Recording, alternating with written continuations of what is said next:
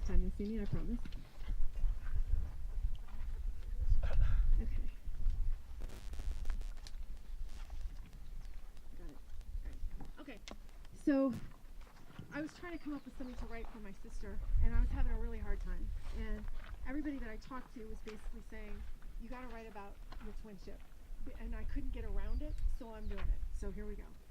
Jan was the most important person in my life for so many years. We shared a relationship that most people don't even understand. Identical twins share a soul for up to 15 days before splitting and becoming two individuals. We knew each other better than anyone else. I have so many wonderful stories of our relationship. We were born by cesarean section because we were hugging each other in utero. We were protecting each other and taking care of each other even before we were born. Like most twins, we had our own language, and it evolved once we grew up. We would have whole conversations with little to no words involved. It was a source of frustration for both of us at times that we were misunderstood by other people. And Jan would often say, we're used to nonverbal communication and we forget that not everybody understands us like we do each other. But it really helped when we played games like charades or Pictionary. We were unbeatable, and ask the guys that, if we were on the same team. Growing up, we shared a room by choice. According to our mother, we would have full conversations in our sleep. She said we shared the same dreams, and she could tell from the conversations exactly what we were dreaming about. We always hated to be separated. When we were 2 years old, I was put in the hospital for 2 weeks with the chicken pox. Jan sat staring out the window, crying every day until I came home. We have lived together for more time than we have lived apart. We shared the same likes and dislikes, food, clothing, hobbies, school subjects, and friends. We excelled at the same things, and we were not so great at the same things. It was difficult for us to find ways to be different, so we just gave up, and we embraced our twinship. Thankfully, we weren't competitive with each other, but we would fight like all identical twins fight, like nothing you've ever seen. Samantha's mother, Esther, has a favorite story of spotting us fighting while we were walking home from school one day. Pulling hair, pinching, hitting, and biting were not uncommon. Hang on, sorry. Our fights were endless because we were perfectly matched and nobody ever won. We were roommates through college and we had the same major and minor, so we shared all of the same classes. We were accused of cheating on a final once because we wrote the same in-class essay almost verbatim. They interviewed us extensively over the material and we were completely exonerated, but Jan never forgave the professor, and even years later she was still livid over the episode. We are both quirky. We both like to eat the same things even every day for months on end. Hang on. We did have some different quirks, and we would tease each other about them endlessly. So I'm going to talk about Jan because she's not here. Okay. Jan carried a purse that weighed like 20 pounds.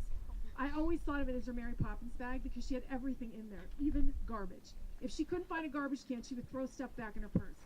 There would be floating wrappers, empty containers, but she always had what you needed, and if she didn't, she would go and get it with the $20 worth of quarters floating around in the bottom of her purse.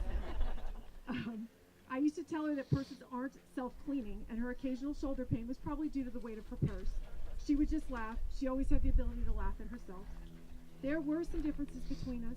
I was outspoken and more adventurous. Jan was quiet and careful.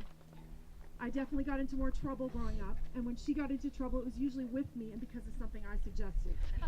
I sometimes had a temper, and she rarely lost hers.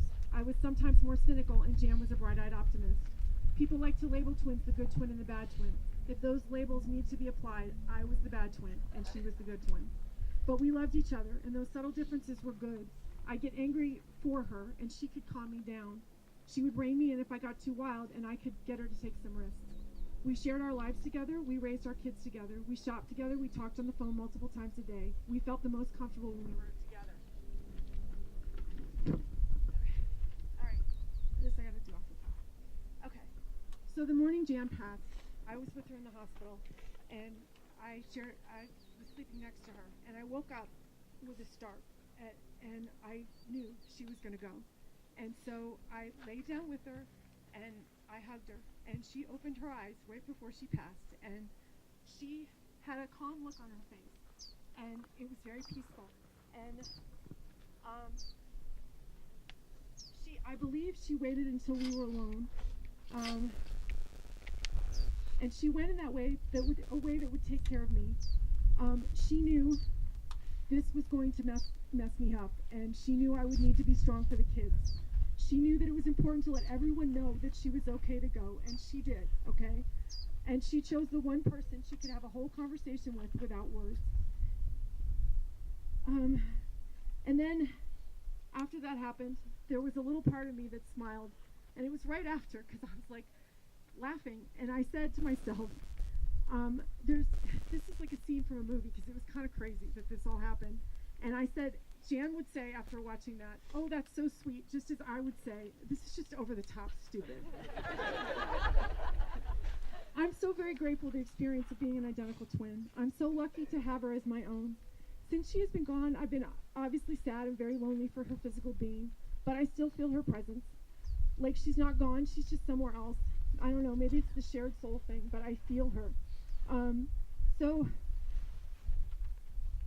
since we don't have her here any longer, I can take some of her characteristics that are more hers than mine now. For one, I can be more of an optimist. If the way she left taught me anything, it's to be a little less cynical and a little more sweet. And now I'm done.